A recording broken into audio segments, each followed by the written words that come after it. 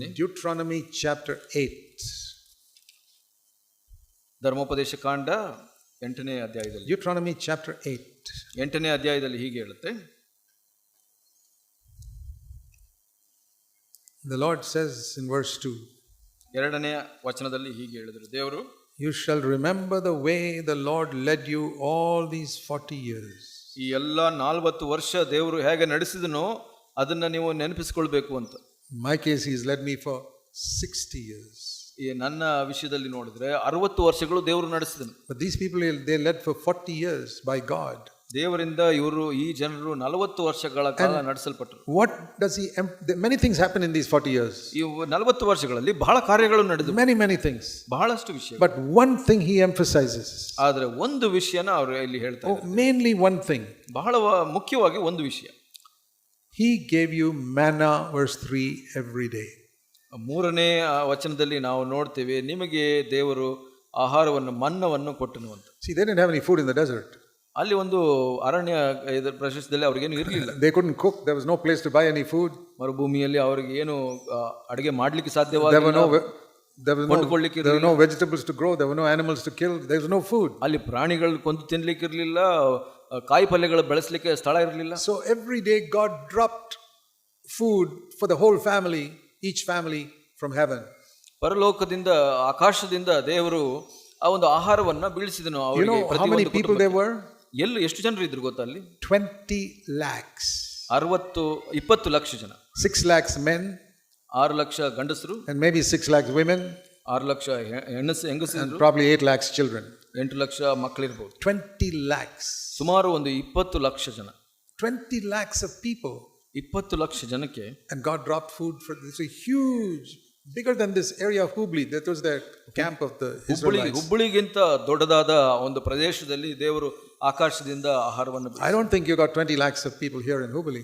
ಹುಬ್ಬಳ್ಳಿಯಲ್ಲಿ 20 ಲಕ್ಷ ಇದ್ದಾರೆ. Can you imagine what a huge area there was, much bigger than this city? ಈ ಒಂದು ಪಟ್ಟಣಕ್ಕಿಂತ ದೊಡ್ಡದು. That was the camp of the Israelites in the desert. ಈ ಒಂದು ಮರುಭೂಮಿಯಲ್ಲಿ ಇಸ್ರಾಯೇಲರಿದ್ದಂತ ಗುಂಪು. All over that camp God dropped manna in every house. ಎಲ್ಲ ಮನೆಗೂ ದೇವರು ಆಹಾರವನ್ನು ಬೆಳೆಸಿದನು. In the ground. ಅಲ್ಲಿ ಆಕಾಶದಿಂದ ಬೀಳ್ತು. And they had to get up in the morning and go and collect it. ಅವರು ಬೆಳಗ್ಗೆ ಎದ್ದು ಅಲ್ಲಿ ಹೋಗಿ ಅದನ್ನ ಆರಿಸಿಕೊಳ್ಳಬೇಕಾಗಿತ್ತು. And the Bible says if they went out a little late after the sun had become hot, that manna would melt. There'll be nothing there. ಅಲ್ಲಿ ಅವರು ಬೆಳಗ್ಗೆ ಹೋಗದೆ ಸೂರ್ಯನು ಬಂದ ನಂತರ, ಸೂರ್ಯನು ಬಿಸಿಯಾದ ನಂತರ ಹೋಗಿದ್ರೆ ಅದು ಕರಗಿ ಮಾಯವಾಗ್ಬಿಡ್ತಾ ಇತ್ತು. It was some special type of food that came from heaven. ಪರಲೋಕದಿಂದ ಬಂದಂತ ಒಂದು ವಿಶೇಷವಾದ ಆಹಾರ ಅದು. Enough to nourish a whole family. ಆ ಒಂದು ಕುಟುಂಬಕ್ಕೆ ಎಷ್ಟು ಬೇಕೋ ಅದಕ್ಕೆ ಅಷ್ಟು ಸಾಕಾಗ್ತಾ ಇತ್ತು. It was also a special type of food that, like ice, if you keep ice outside and the sun rises, it will melt. ಇಲ್ಲ, ಅದು ಒಂದು ಇನ್ನೊಂದು ವಿಶೇಷತೆ ಏನಂದ್ರೆ, ಒಂದು ಮಂಜುಗಡ್ಡೆ ತರ ಅದು ಒಂದು ಬಿಸಿಲಿಗೆ ಇಟ್ರೆ ಹಾಗೆ ಕರಗೋಗ್ಬಿಡುತ್ತೆ. So if one fellow was too lazy to get up in the morning, ಒಬ್ಬ ಯಾರಾದ್ರೂ ಸೋಮಾರಿಯಾಗಿ ಬೆಳಗ್ಗೆ and he decides to go at 9 o'clock to collect the manna, 9 ಗಂಟೆಗೆ ಆ ಮನ್ನವನ್ನು ಆರಿಸಲಿಕ್ಕೆ ಹೋದ್ರೆ there's nothing there. ಅವ್ನಿಗೆ ಏನು ಸಿಗ್ತಾ ಇಲ್ಲ. It's melted.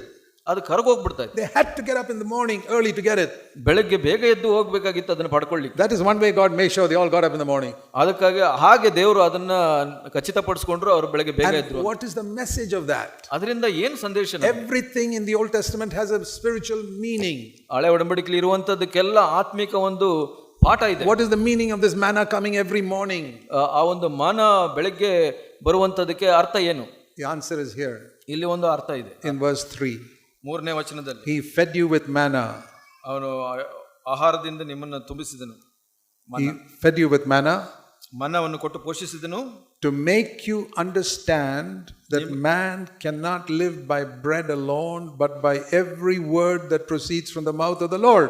ಇಲ್ಲಿ ಯೆಹೋವನ ಬಾಯಿಂದ ಹೊರಡುವ ಪ್ರತಿಯೊಂದು ಮಾತಿನಿಂದ ಮನುಷ್ಯ ಜೀವಿಸ್ತಾನೆ ಅನ್ನೋದು ಕಲಿಸಲಿಕ್ಕೆ ಇದನ್ನ ಕಲಿಸಿದನು. Manna came from the hand of the Lord.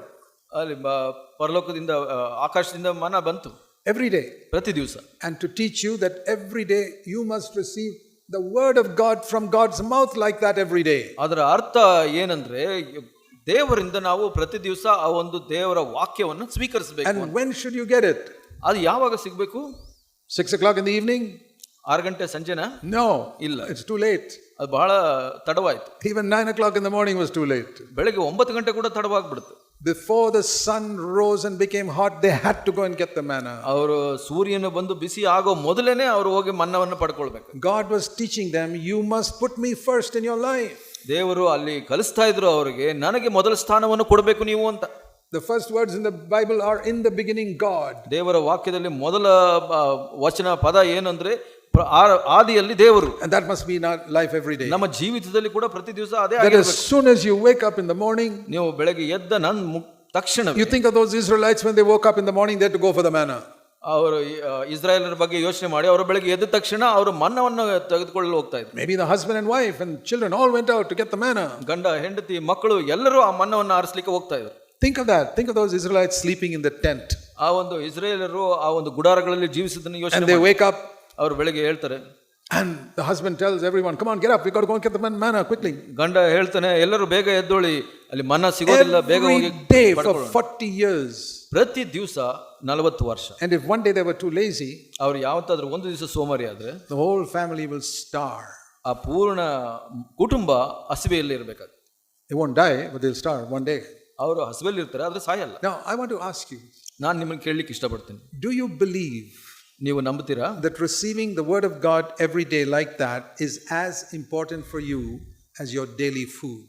ನೀವು ಪ್ರತಿದಿನದ ಆಹಾರದಕ್ಕಿಂತ ನೀವು ಪ್ರತಿ ದಿವಸ ದೇವರ ವಾಕ್ಯವನ್ನ ಸ್ವೀಕರಿಸುವುದು ಬಹಳ ಮುಖ್ಯ ಅಂತ ನೀವು ನೆನೆಸ್ತೀರಾ? That is what God was trying to teach them. ಅದನ್ನೇ ಜನರಿಗೆ ತಿಳಿಸ್ಲಿಕ್ಕೆ ದೇವರು ಬಯಸ್ತಾ ಇದ್ದಾರೆ. If you don't receive the manna, you'll die. ನಿಮಗೆ ಆ ಒಂದು ಮನ್ನ ಸಿಕ್ಕಿಲ್ಲ ಅಂತ ನೀವು ಸಾಯ್ತೀರಾ. And if you don't receive the word of God regularly, you'll die spiritually. ನಿಮಗೆ ಕೂಡ ಪ್ರತಿ ದಿವಸ ದೇವರ ವಾಕ್ಯ ನಿಮಗೆ ಸಿಗ್ತಾ ಇಲ್ಲ ಅಂದ್ರೆ ಆತ್ಮಿಕವಾಗಿ ಸಾಯ್ತೀರಾ. Sometimes we wonder, why did that brother backslide? ಕೆಲವು ಸಲ ನಾವು ಅನ್ಕೊಂತೀವಿ, ಆ ಸಹೋದರ ಯಾಕೆ ಹಿಂಜಾರಿದ ಅಂತ. That brother was so zealous once, why has he become so cold spiritually now? ಒಂದು ಸಲ ಅವನು ಬಹಳ ಆಸಕ್ತನಾಗಿದ್ದ, ಇವಾಗ ಯಾಕೆ Why did he fall into sin? ಯಾಕೆ ಪಾಪದಲ್ಲಿ ಬಿದ್ದುಬಿಟ್ಟ? I'll tell you. ನಾನು ಹೇಳ್ತೀನಿ. He stopped receiving the word of God every morning. ನಾನು ಹೇಳ್ತೀನಿ, ಪ್ರತಿ ದಿವಸ ಅವನು ದೇವರ ವಾಕ್ಯವನ್ನ ಸ್ವೀಕರಿಸುವುದನ್ನು ನಿಲ್ಲಿಸಿಬಿಟ್ಟ. It's like one family says in the desert there, why did that other Israelite family die? ಅಲ್ಲಿ ಮರುಭೂಮಿಯಲ್ಲಿ ನಾವು ನೋಡ್ತೀವಿ, ಒಂದು ಕುಟುಂಬ ಅಲ್ಲಿ ಯಾಕೆ ಇಸ್ರಾಯೇಲರಲ್ಲಿ ಸತ್ತೋಗ್ಬಿಟ್ರು? They were too lazy to get up in the morning and collect the manna. ಯಾಕೆ ಅಂದ್ರೆ ಅವರು ಬೆಳಗ್ಗೆ ಬೇಗ ಎದ್ದು ಆ ಮನ್ನವನ್ನ ಸ್ವೀಕರಿಸಲು ಸೋಮಾರಿಗಳಾಗಿದ್ರು. Why did their children die? ಯಾಕೆ ಮಕ್ಕಳು ಸತ್ತೋಗ್ಬಿಟ್ರು? Because the parents were too lazy to get manna for the children every morning. ಯಾಕೆ ಅಂದ್ರೆ ತಂದೆ ತಾಯಂದಿರು ಸೋಮಾರಿಗಳಾಗಿದ್ರು, ಮಕ್ಕಳಿಗಾಗಿ ಆಹಾರವನ್ನು ಶೇಖರಿಸಲಿಕ್ಕೆ ಪ್ರಯತ್ನ ಮಾಡಿ. Why do your children go astray? ಯಾಕೆ ನಿಮ್ಮ ಮಕ್ಕಳು ದೂರ ಹೋಗ್ಬಿಡ್ತಾರೆ? Because you are too lazy to give the word of God to them every day. ಯಾಕೆ ಅಂದ್ರೆ ನೀವು ಸೋಮಾರಿಗಳಾಗಿದ್ದೀರಾ, ಪ್ರತಿ ದಿವಸ ನಿಮ್ಮ ಮಕ್ಕಳಿಗೆ ದೇವರ ವಾಕ್ಯವನ್ನು ಕೊಡೋದು. Same thing. ಅದೇ God gave them manna to teach them that you cannot live by food alone. ಅಲ್ಲಿ ದೇವರು ಏನು ಕಲಿಸ್ಲಿಕ್ಕೆ ಪ್ರಯತ್ನ ಮಾಡ್ತಾ ಇದ್ದಾರೆ ಅಂದ್ರೆ, ನೀವು ಆಹಾರದಿಂದನೇ ಪ್ರತಿ ದಿವಸ ಜೀವಿಸೋದಿಲ್ಲ ಅಂತ ಹೇಳಿ. The whole world thinks they can live on food alone. ಲೋಕವೆಲ್ಲ ಹೀಗೆ ಯೋಚನೆ ಮಾಡುತ್ತೆ, ಆಹಾರದಿಂದ ಜೀವಿಸ್ತಾರೆ ಜನ. In the midst of this world, ಈ ಲೋಕದ ಮಧ್ಯದಲ್ಲಿ there are a few wholehearted Christians, ಕೆಲವರು ಪೂರ್ಣ ಹೃದಯದ ಕ್ರೈಸ್ತರು, who believe we cannot live on food alone.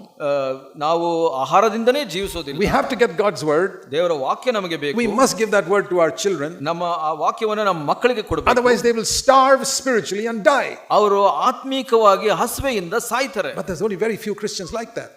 ಕೆಲವರೇ ಕ್ರೈಸ್ತರು ಹಾಗಿದ್ದಾರೆ. Some Christians wake up only after their children have died spiritually. ಕೆಲವರು ಕ್ರೈಸ್ತರು ಎಚ್ಚೆತ್ತುಕೊಳ್ತಾರೆ ಮಕ್ಕಳು ಸತ್ತ ನಂತರ ಆತ್ಮಿಕವಾಗಿ. You know, just like those Israelite children died because the parents never gave them manna in the morning. ಹಾಗೆ ಕೆಲವು ಇಸ್ರೇಲರು ತಮ್ಮ ಮಕ್ಕಳು ತೀರ್ಕೊಂಡು ಬಿಡ್ತಾರೆ, ಯಾಕೆಂದ್ರೆ ತಂದೆ ತಾಯಿ ಅವ್ರಿಗೆ ಆಹಾರ ಕೊಡ್ಲಿಲ್ಲ. There are many believers children who have died spiritually because the parents never gave them manna. ಬಹಳಷ್ಟು ವಿಶ್ವಾಸಿಗಳು ಮಕ್ಕಳು ಆತ್ಮಿಕವಾಗಿ ಸತ್ತೋಗಿದ್ದಾರೆ, ಯಾಕೆಂದ್ರೆ ತಂದೆ ತಾಯಿ ಅವರಿಗೆ ಮನ್ನಾ ಕೊಡ್ಲಿಲ್ಲ. Why didn't they do it? ಯಾಕೆ ಮಾಡಲಿಲ್ಲ? Because the parents are too lazy. ಯಾಕೆಂದ್ರೆ ತಂದೆ ತಾಯಿ ಬಹಳ ಸೋಮಾರಿಗಳಾಗಿದ್ರು. That's the only reason. ಅದೇ ಒಂದೇ ಕಾರಣ.